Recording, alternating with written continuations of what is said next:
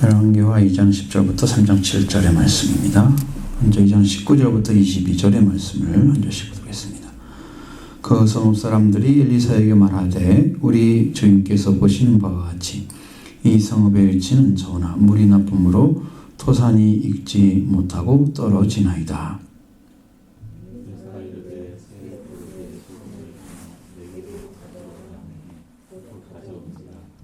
엘리사가 물 근원으로 나아가서 소금을 그 가운데 던지며 이르시되 여호와의 말씀이 내가 이 물을 고쳤으므로 이로부터 다시는 죽음이나 열매 맺지 못함이 없을지로다 하셨느니라 하니.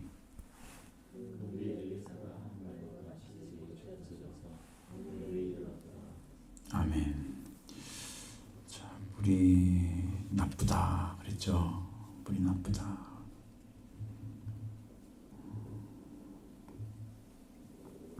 참 그것은 우리가 먹고 사는 자체에 다 문제가 되죠.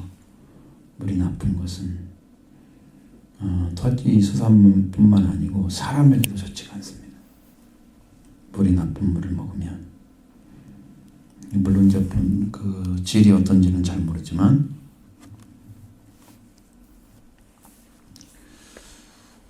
엘리사가 지금 상황이 어떻습니까? 엘리야는 이제 성찬을 하나님께서 올리셨고 하나님 품으로 들어갔고 열리고의 선지자들을 동원해서 엘리야를 찾았지만 뭐 엘리사가 찾으라는 건 아니죠. 그들이 자청을 했습니다만 찾지 못했고 하나님께 들림받은 사람 이 땅에 존재하지 않잖아요. 하나님 나라로 직접 들어갔으니까. 여러분 그 정도의 완전한 신앙이면 엘리야의 신앙은 예수 그리스도가 이래야 할 신앙과 똑같은 것입니다. 본질이. 그게 부활이 됐기 때문에 올라가는 거예요. 하늘로. 그럼 오늘 우리들도 엘리야처럼 말씀에 죽고 여러분이 하나님 안의 말씀으로서 부활되면 우리도 올라갑니다. 이게 천국에 들어가는 살아서 천국에 들어가 있는 신앙을 가진 사람들이 아주 아주 축복입니다. 엘리야가 그걸 예수님의 부활을 징표해서 알려준 거예요. 승천했다는 것은 그 엘리야가 다시 예수님께 오잖아요. 모세와 함께. 그 모습이 아주 너무 놀라운 축복으로 지금도 다가오고 있습니다.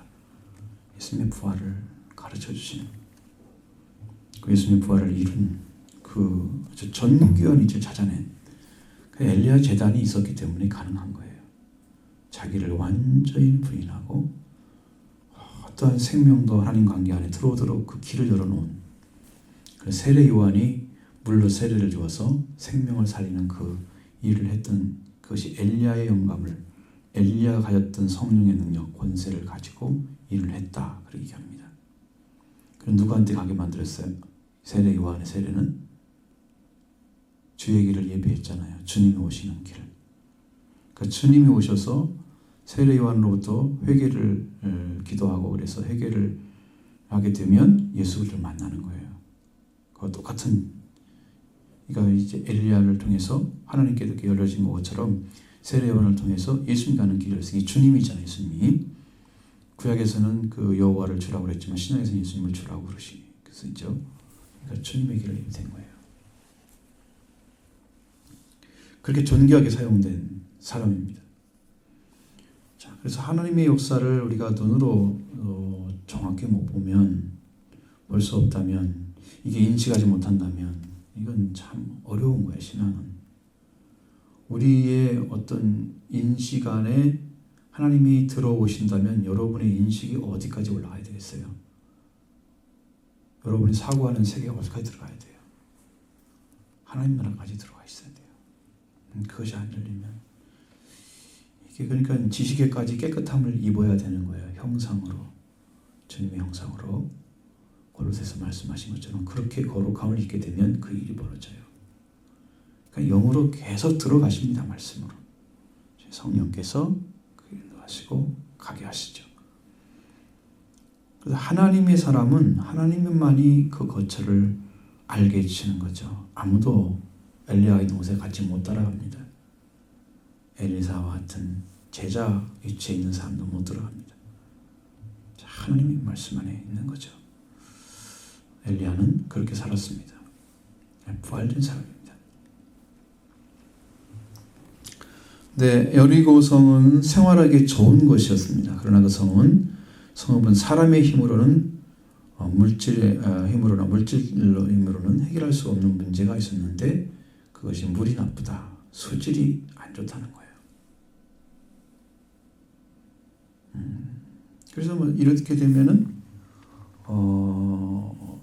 이제 뭐 토산이라고 했잖아요. 땅에서 나는 그런 산물들이 떨어진다. 그 얘기만 했지만 사실은 수질이 안 좋으면 태아가 더 유산을 많이 합니다. 그것이 뭐 큰 걱정이죠. 이 슬픔을 엘리야에게 알려준 거예요. 그래서 그 말을 들은 엘리사는 새 그릇에 소금을 담아오라. 그리고 물 가운데 던지는 거예요.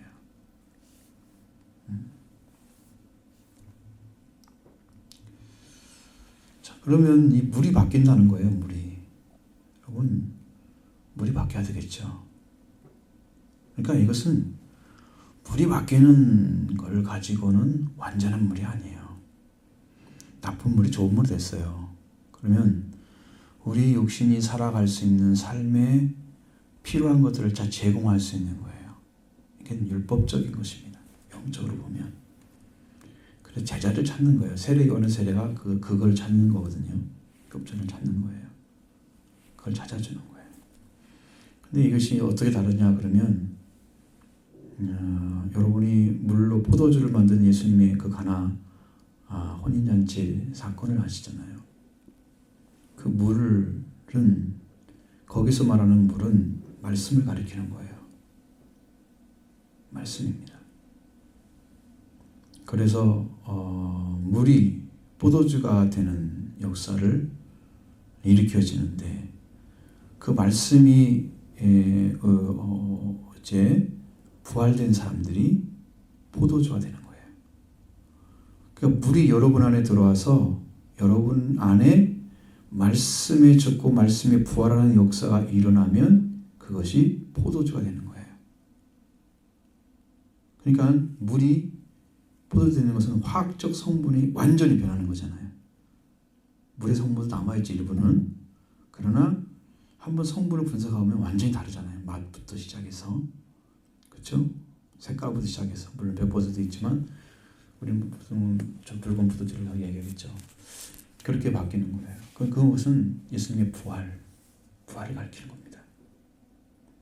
그럼 예수님이 말씀에 순종해서 부활이 이루어졌잖아요. 우리들도 여러분의 말씀이 들어갔을 때 심령 안에서 완전하게 죽고 말씀이 심령에 부활되면 여러분 안에 포도주가 변하는 거예요. 포도주로. 그러나 여기서 물은 엘리사가 소금을 던져서 새 것을 가져서 담은 소금을 던져서 물이 이제 좋은 물이 된 것은 물의 성분은 그대로 있는데 나쁜 것만 제거한 거예요. 그러니까 이것은 완전한 변화를 가리키는 게 아니에요. 자, 회개를 해서 예수 그리스도께 가면 예수님이 죄사함을 주시는 거예요. 가야 되는 것이죠. 예수님한테. 그냥 불만 좋아지면 뭐예요?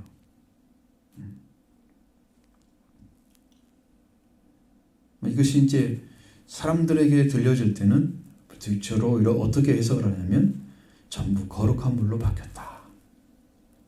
생명을 살리는 물로 바뀌었다. 이렇게 얘기를 해요.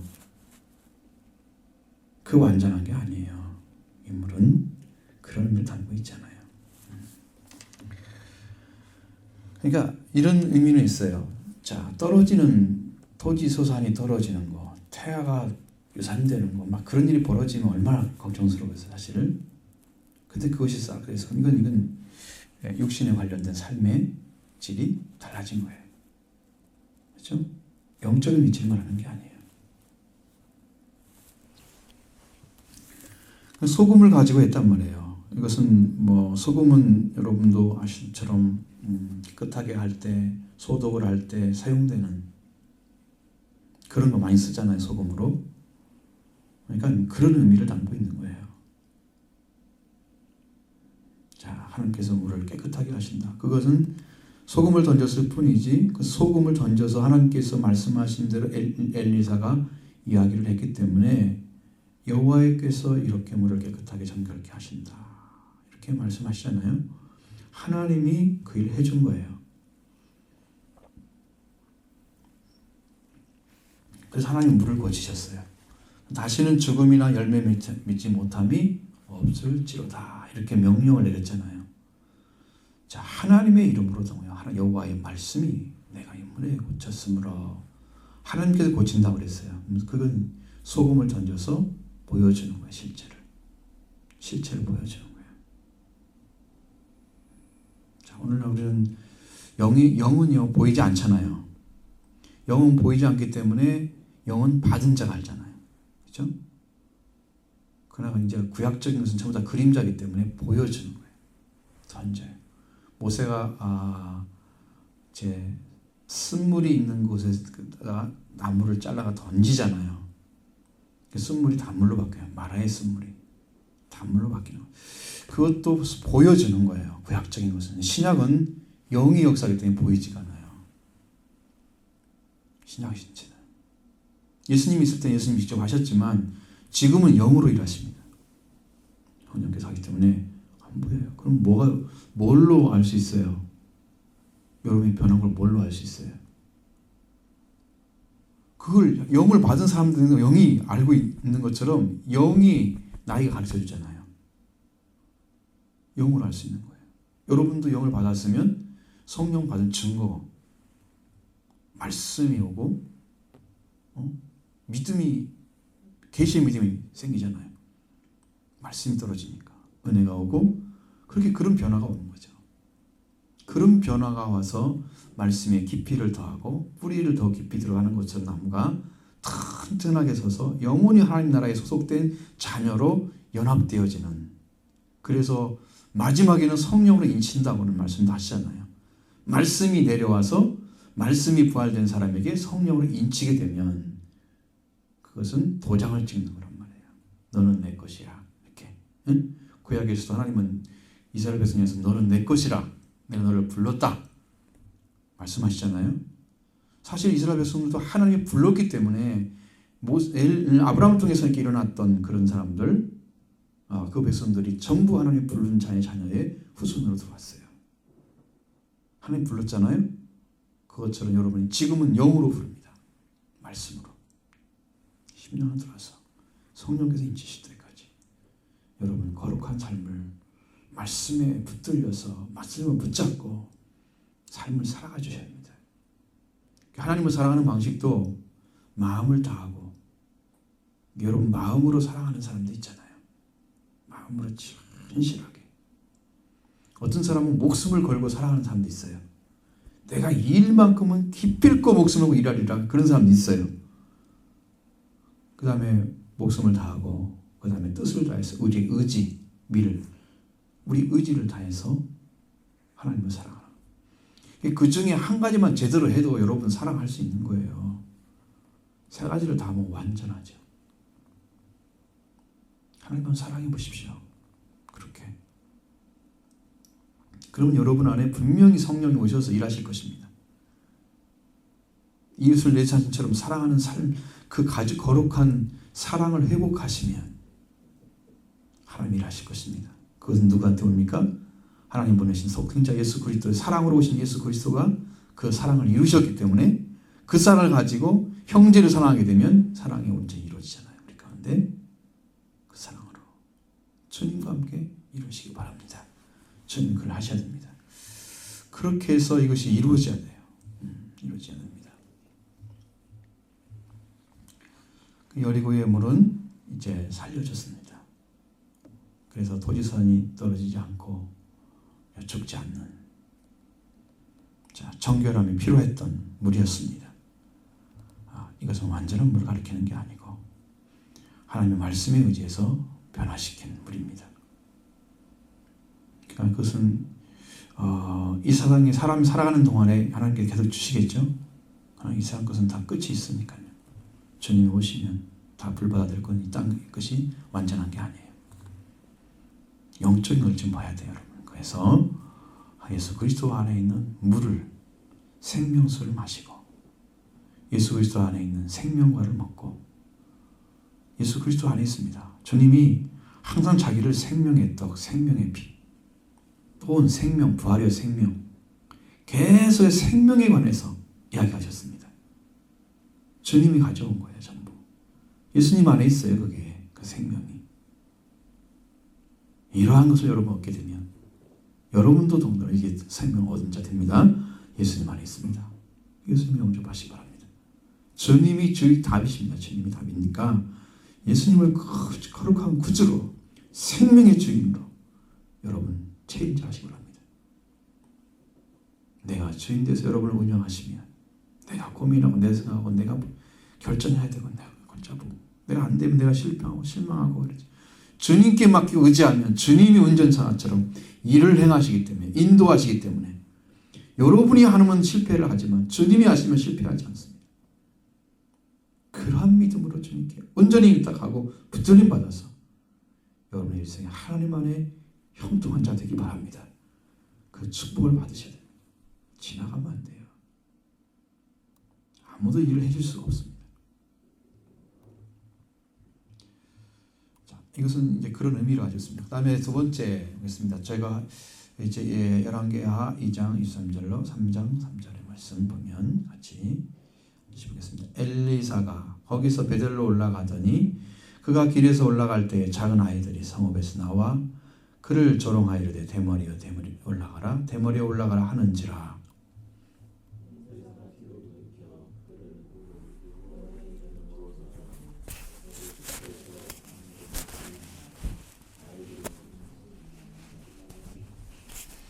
엘리사가 거기로부터 베델 갈멜산으로 가고 거기서 사마리아로 돌아왔더라.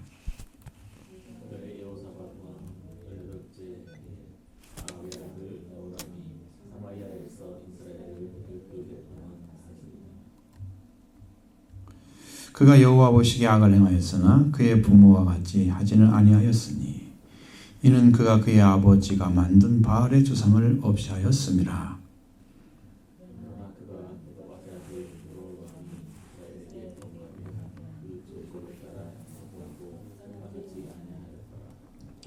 엘리사의 이야기가 다시 연결되는데 아주 짧은 기사로만 나옵니다. 여러분, 엘리사가 능력이 하나님의 능력으로 사용되고 있지만 그의 인격은 하나님의 능력으로 사용되지 못했습니다. 변화가 없는 거예요. 왜 그랬다고 그랬어요? 지난주에 말씀드렸잖아요. 왜? 엘리사와 관계 맺은 하나님이 뭐예요? 엘리야의 하나님이 되잖아요. 그럼 엘리야가 어떤 관계 안에서 하나님이 들려 올려가게 하셨는지 이 하나님과 관계가 맺어야 돼요. 그럼 여러분이 노아가 120년은 을을 외치고 회개를 외쳤을 때 거기에 말씀받은 자손이 셈밖에 없었어요. 그래서 셈의 하나님이 된 거예요. 120년 동안 들은 사람이 자기 가족인데 그 중에 셈이 살아났어요. 우주를 돕는 사랑을 회복했습니다. 한 사람 얻었어요. 그때부터 추수가 시작된 거예요. 지금까지. 그때부터 시작됐습니다. 네. 여기서도 보니까 엘리사는 엘리야의 인격과는 전혀 다른 능력만 가지고 있는 사람이에요. 뭐 사람이 그 유전에 따라 다를 수 있잖아요. 머리카락이 빠질 수도 있고 젊었을 때 30세만 넘어도 빠진 사람도 있어요. 그 전혀 모르죠. 그 유전이에요. 정확하게 말하면 유전이 거의 대부분이잖아요. 머리카락이 빠졌으면 엘리야의 모습이. 그러니까 아이들이 보고 재미있게 장난칠 정도로 대머리에 올라가라 그러니까 굉장히 기분 나쁘겠죠. 그것을 그냥 대수롭게 여겼으면 뭐 그냥 지나가는 얘기 애들 장난치는구나 이렇게 여겼으면 얼마나 좋겠어요. 근데 그렇게 안 여긴 거죠. 이것으로 아주 정말 기분이 나쁜 것 같아요. 이 대목을 보니까 이렇게 뒤를 돌이켜서 그들을 보고 여호와 이름으로 저주를 했다고 그랬어요. 이 말씀과 능력을 가진 자의 저주는 그 잘못하게 되면 생명을 해치는 일을 해요. 이 능력을 가지고 생명을 해치는 일을 행하는 거예요. 하나님의 능력이 어디 쓰임 받아야 돼요? 능력 가진 자. 이 땅에서 하나님께서 부어주신 능력을 가지고 자기 이름을 드러내서 하나님의 법을 지키지 않고 능력 행하고 말씀으로 권능 행하고 귀신 쫓아내고 선지자 노릇하고 이런 사람들이 주님이 모르잖아요. 능력은 아는데 주님이 가지신 그 인격, 그러니까 신의 성품이 없는 거예요. 요즘 인격이란 말은 이 사람이 속한 거니까 주님이 가지고 있는 인격, 그러니까 주님에 속한 그 성품이 없어요. 그걸 가지게 되면 생명을 저주하는 게 아니라 살리는 일을 하는 거예요. 살리는 일을 해요. 내가 죽고 저 사람은 사는 것이 생명을 살리는 일이에요. 이게 보통 나는 안 죽고 저 사람도 살리려고 그렇게 하는데 그게 잘 안 돼요. 여러분 해보시지만 하나는 죽어야 하나가 사는 거예요. 예수님이 죽어야 인류가 사는 거예요. 예수님이 생명값을 다 지불하셨기 때문에 우리를 속량하실 수가 있는 거예요. 예수님의 생명값은 온 인류의 생명값입니다. 그걸 죽으셨어요. 그러니까 희생을 하셔서 살리신 것입니다. 인류가 가졌던 모든 죄에 속한 것들, 죄로 인해서 왔던 병들 다 치료하시는 능력이 예수님의 죽으심을 통해서 나타났습니다. 희생이 없는데 뭔 살림이 있어요. 내가 말씀 앞에 죽어서 나 자신이 죽어져야 성령이 그 안에서 나의 빈자리를 하나님께 사용하셔서 일을 하시는데 나는 안 죽어드리고 하나님의 능력만 가지고 있어. 그러니까 자기가 이제 화나는 일을 나가면 막 저주를 내려. 여호와 이름으로. 무섭잖아요. 하나님의 이름으로 저주한 사람 성경에 거의 없습니다. 한번 찾아보세요. 성경으로. 하나님의 이름으로 저주한 사람이 있는가 성경에. 하나님의 사람에.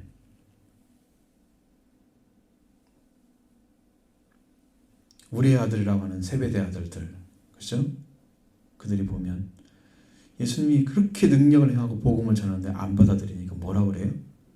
주님, 하늘에서 좀 불이 내려와서 저들을 좀 태워버리면 안 됩니까? 그렇게 얘기합니다. 주님의 인격은 전혀 안 맞는 거예요. 저주를 내리라는 뜻이잖아요. 그것은요. 안 받아들이니까. 불을 내리면 불로 망하는 거고요. 칼을 가지면 칼로 망하는 거예요. 내가 행한 대로 갚음 받는 것입니다. 주님은 죽으러 오셨잖아요. 저들을 위해서 내가 죽는다는 거죠. 주님은 섬기러 오신 분이죠.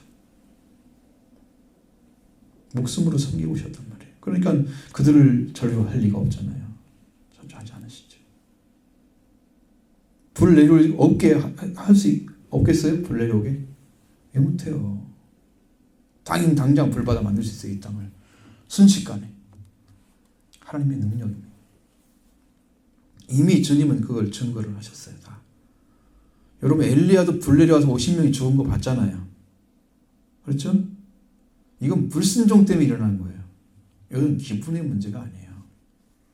대머리에 올라가라고 이렇게 기분 나쁘게 했다고 해서 저주를 내리고 이런 것은 이것은 하나님의 작품이 아니에요.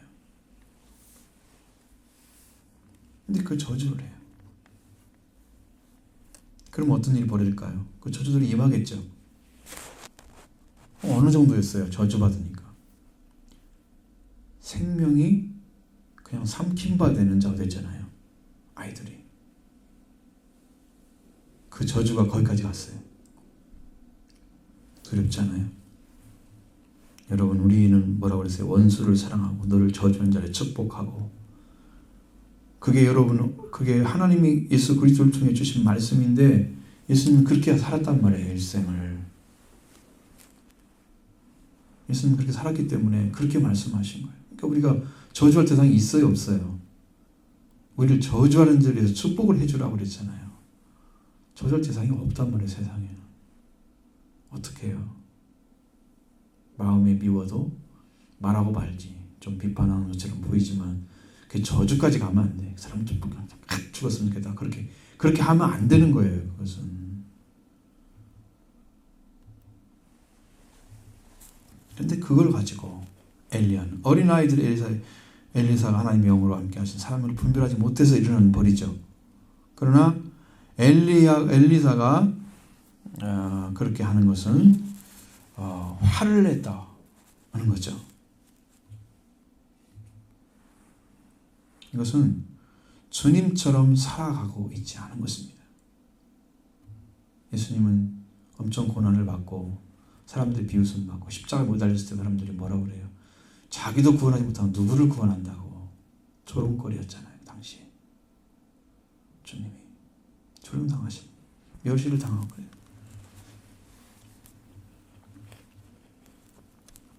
그래도 주님은 다 그걸 참으시고, 왜? 구원하는 사람은요, 여러분도 아시기는 아시지만 사람들이 여러분 사랑 앞에 녹아집니까? 아니면 독재자 앞에 녹아집니까? 불처럼 내려와가지고 막 자기가 부르지 않으면 막 견디지 못하게 만든 사람한테 엎드립니까? 여러분 사랑 앞에 엎드립니까? 그러니까 을을 가지고만 대해서는 다 죽이는 거예요. 그러니까 주님이 사랑으로 일을 하셨어요. 사랑밖에는 살릴 길이 없습니다. 성경에서 이야기하는 세상 사람들의 모든 대상들은 사랑이 되길 수밖에 없습니다. 네, 그들은 하나님도 모르고 아무것도 몰라요. 영도 모르고 구원도 몰라요. 그러니까 진정한 사랑을 가진 사람이 그 사람과 부딪히게 되면 그 사람이 조금은 이해를 해요. 아, 그리스도 믿는 사람이 다르구나. 사랑을 가진 사람은 다르구나. 그 사람을 움직이는 길은 그것이에요. 아무리 말을 잘해주고 해줘도 그 사람 마음에 이렇게 들어가서 말씀으로 탁 고치겠어요? 그러지 않죠. 근데 어떻게 보면 이상한 사람은 저렇게 사는구나. 그래서 볼 때 그렇게 할 수 있는 거죠. 근데 이걸 가지고 잘못 평가하면 하나님의 사람은 함부로 말하면 안 되고 건들면 안 된다. 대머리라고 하면 안 된다. 그것까지도 아마 얘기할 사람이 있을 거예요. 이 성경을 가지고 수없이 많은 방향에서 얘기를 하겠죠. 그러나 목적이 그것이 돼서는 안 됩니다. 결단코 안 됩니다. 하나님의 능력은 생명을 살리는 데 있는 거예요. 살리는 것입니다. 저주가 아닙니다. 내가 저주를 당할지라도 생명을 살리는 거예요. 저주하는 자를 위해 축복해 주는 것입니다. 정반대로 서 있는 사람 많습니다. 나도 내가 누군지 모르고 이렇게 도전한다고 막 이러고 자기를 막 감히 높여놓고 하나님 앞에 주 앞에 낮추라 그러면 주께서 널 높이시리라 그랬는데 자기가 막 높여가지고 내가 이런 사람인데 나한테 이렇게 했다고 자기가 막 하나님처럼 예수님처럼 막 이렇게 설교하는 사람들 많아요.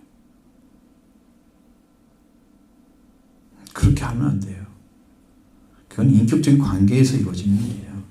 그런 일을 하려면 인격적인 관계에서는 그 안에 계신 주님을 인정해 드려야지 맞아요.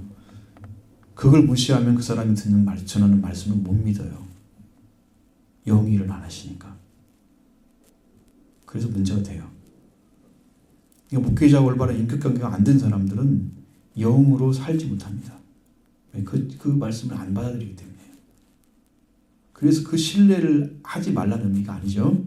여기서 말하는 것은 스스로 높여가지고는 안 되는 거죠. 안 되는 거죠. 높여지는 게 아니고 말씀이 함께 하고 계시면 그가 말하는 거나 생활이 틀림이 없는 거다. 그런 삶을 살려고 하는 거다. 알 수 있잖아요. 그 사람이 마음이나 생각을. 그죠? 같이 가면 되죠. 그걸 잘해야 돼요.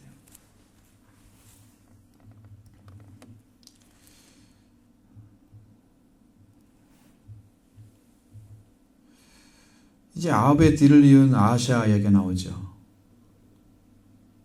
근데 아하시아는 2년 동안밖에 못했어요. 왕 노릇을. 그에게 아들이 없기 때문에 아합의 아들이 다시 뒤를 이어서 여호람이 왕이 되잖아요. 12년간 이스라엘 다스렸는데 여호람은 결국 하나님 앞에 악을 행했다. 그 부모 아합과 이세벨 그냥 반역하는 그런 자리까지는 가지를 않았는데 그 아버지가 만든 바알의 주상을 제거하지는 못했습니다. 그걸 남겨놨다는 것은 아직도 거기에 찌들어져 있는, 여러분 심령에서 과감하게 이것을 때려치고 깨트려버리고 새로운 세계를 향해서 가는 사람들은요, 이렇게 조금 바라봐하고는 절대 안 됩니다. 확실해져야 일을 할 수 있습니다. 믿음도 하나님께 주신 말씀으로 탁 섰을 때 이루어지는 거지, 그냥 이렇게 바라보고 좀 믿어지고 알아지고 그렇다, 그걸 가지고는 결단이 안 되는 거예요. 확실한 게 오셔야 돼요. 탁 바뀌어서 이거구나, 이거 아니면 이거다, 정확하게 여러분이 짚어줘야 그 다음부터 그걸 결단하고 내던지는 거죠. 버리는 버려야 되는데 이렇게 하면 안 되는데 그러면 딸려가요. 계속 그건 딸려가요. 그러면 어떻게 돼?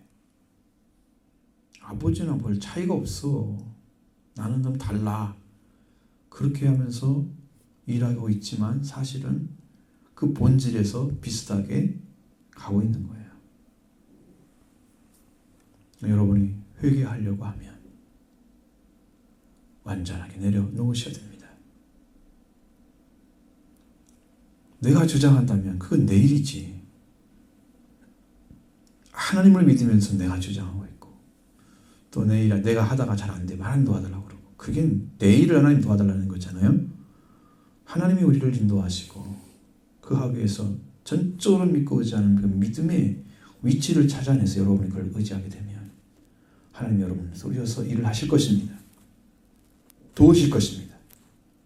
하나님의 손이 능력으로 붙들으실 것입니다. 그럼 여러분 승리합니다. 이것까지가 안 가면 늘 바라보긴 하는데, 그렇게 해야 되는데 거기서 끝나요. 대로 끝나는 건 다 문제가 있어요. 하는데 뭐 어쩐데 다 문제가 있어요. 대로 끝나요. 바알의 주상을 제거해야 되는데 그러면서 놔두는 거예요. 미적거리는 거예요. 이 결단력 없는 신앙들은 하나님이 그걸 봅니다. 여러분도 성경에서도 그런 사람 나오잖아요. 벨리아 같은 사람들. 보면 나중에 그 왕이 저울에 달아봤을 때 모자랐다. 하나님께서 우리의 믿음을요 달아보십니다. 여러분이 정말로 믿고 있는지 안 믿고 있는지를 보기 위해서 달아보시는 거예요. 그래서 이런 시험 저런 시험을 주는데 거기에 하나님 뜻에 순종하지 않으면 계속 머물러 있어요. 그렇게. 그것을 빨리 알아차리고 하나님 나를 지금 시험에서 그 위치에서 지금 저 위치로 옮기려고 하시는구나, 그걸 알고 결단해서 딱 올라가야 돼. 믿어드리고 그래야 믿음이 성장을 해요. 거기를 못 넘어가. 이게 신앙인들의 가장 큰 모습이에요. 믿는 것 같은데 안 되고 있는 것은요, 거기에 문제가 있는 거예요. 결단해서 깨뜨리지 않고 적당히 놔두기 때문에 그 다음 단계로 넘어가지 못한 신앙이 깨뜨리셔야 됩니다. 완전히 깨뜨리셔야 됩니다.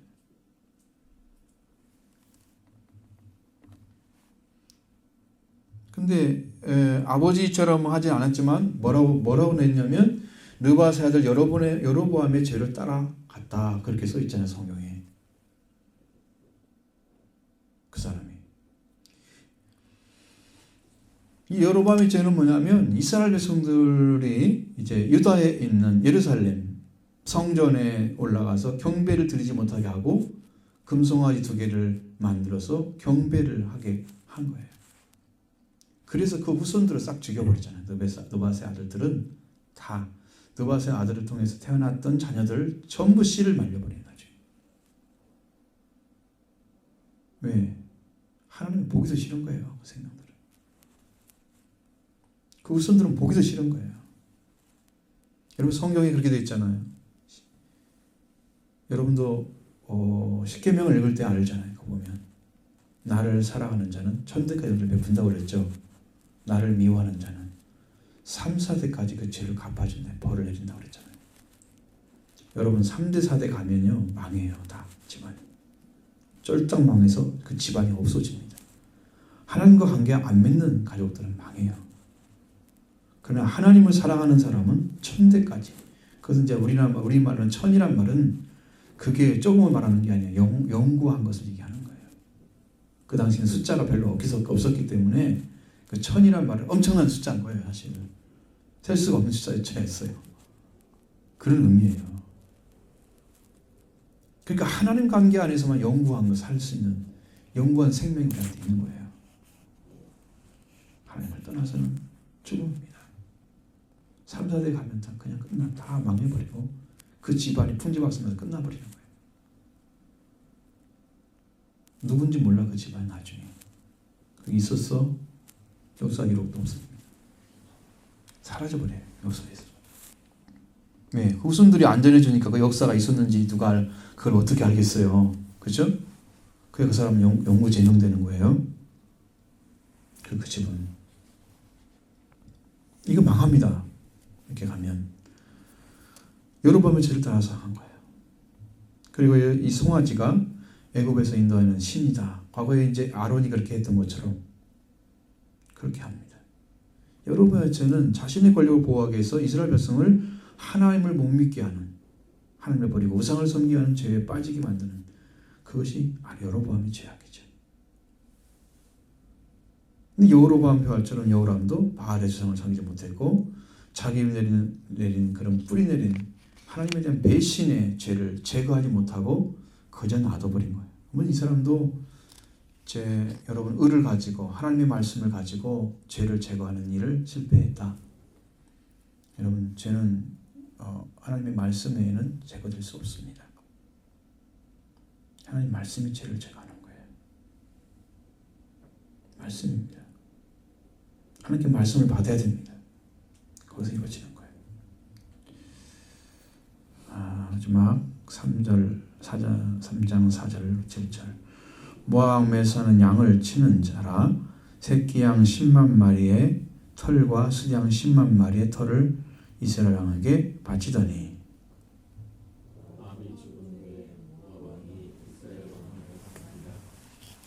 그때 여로암 왕이 사마리아에서 나가 온 이스라엘을 둘러보고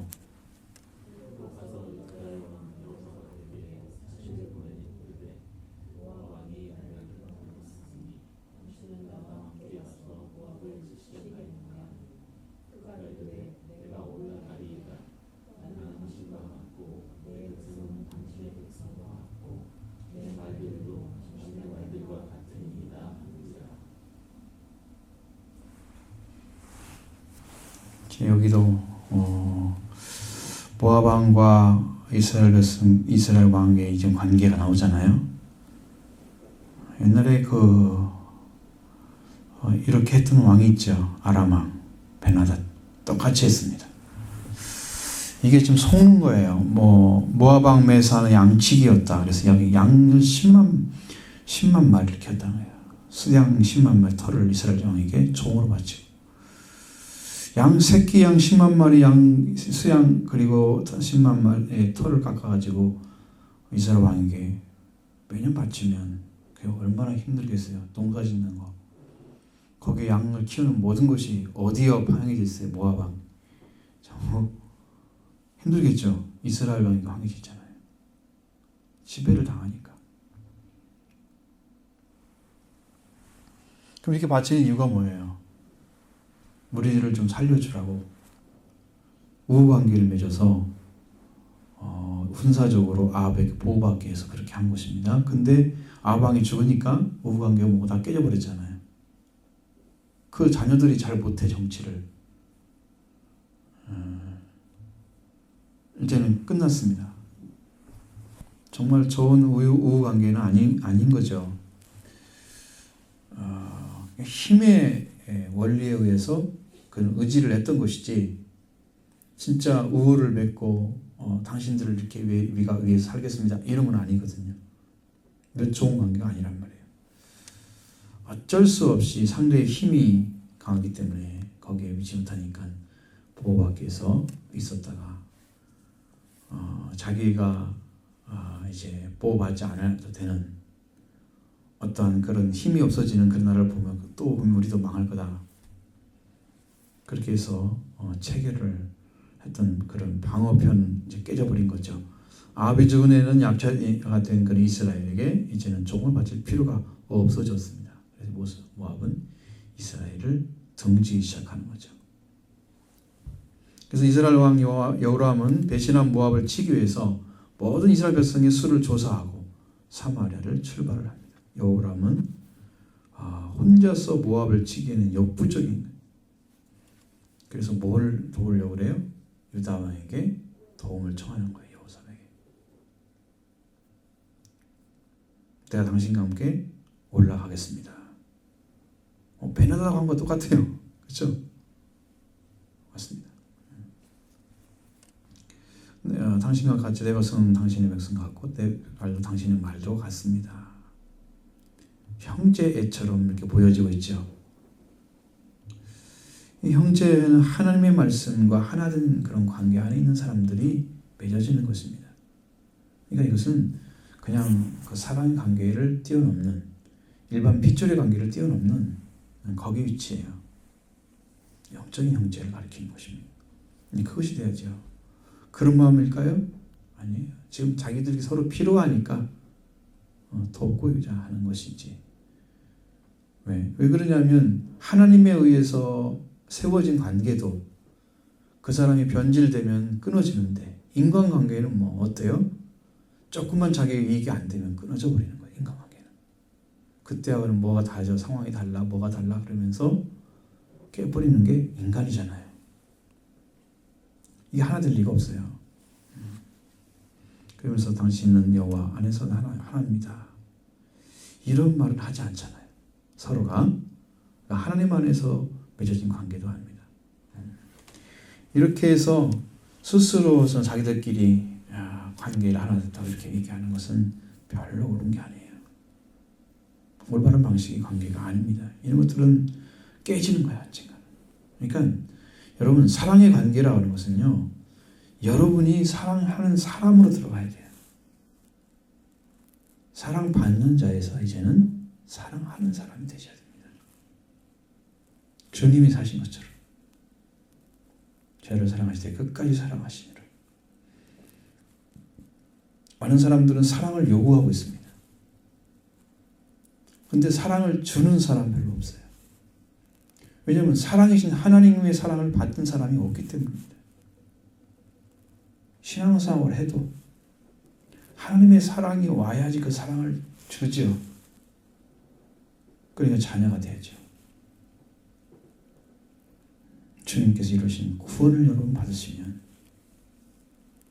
믿음으로 받아들여서 주님과 관계가 맺으시면 씨가 떨어지면 싹이 나고 열매를 맺어서 나중에는 결단코 예수 그리스도 같은 성품으로 생명을 사랑하게 될 것입니다. 열매를 맺어지면. 그 주님이 시작점이고 주님이 열매예요. 왜? 주님이 떨어져가지고 주님이 이 땅에 오셔서 첫 열매로 떨어져가지고 그 열매가 싹이 나서 열매 맺은 것이 오순절이에요. 예수님이 성령의 첫 열매잖아요. 그 열매를 받은 사람이 열매를 맺었어요. 그럼 누가 맺었겠어요? 예수님이에요. 예수님이 열매예요. 완전한 열매예요. 여러분 씨는요 그 안에 생명체 다 들어있어요. 자라지 않았기 때문에 지금 씨로만 남아있는 거예요. 그죠? 유전 정보가 다 들어있잖아요. 그 안에 씨 안에. 그죠? 그거 똑같아요. 하나님 말씀도 그걸 받으면 하나님 안에 다 들어있어요. 그것이 싹이 나고 피는 것처럼 여러분 안에 이루어지면 그 안에 있는 하나님 것이 다 여러분이 되는 거예요. 여러분 되는 거예요. 이게 똑같아요. 성경은. 이게 원리예요. 그러니까 인간적으로 받는 관계는 부서지니까 그렇게 하지 말고 여러분이 사랑하는 자가 되어주시라고. 주님의 사랑을 많이 받아서 넘치는 은혜가 있기 때문에 하나님 안에 쏟아 부어주신 하나님의 사랑이 있잖아요. 여러분이 맞아서 여러분이 주인이 되셔서 여러분이 전해주시기 바랍니다. 응? 다른 관계는 불완전한 관계예요. 사랑하는 사람은 능력이 있습니다.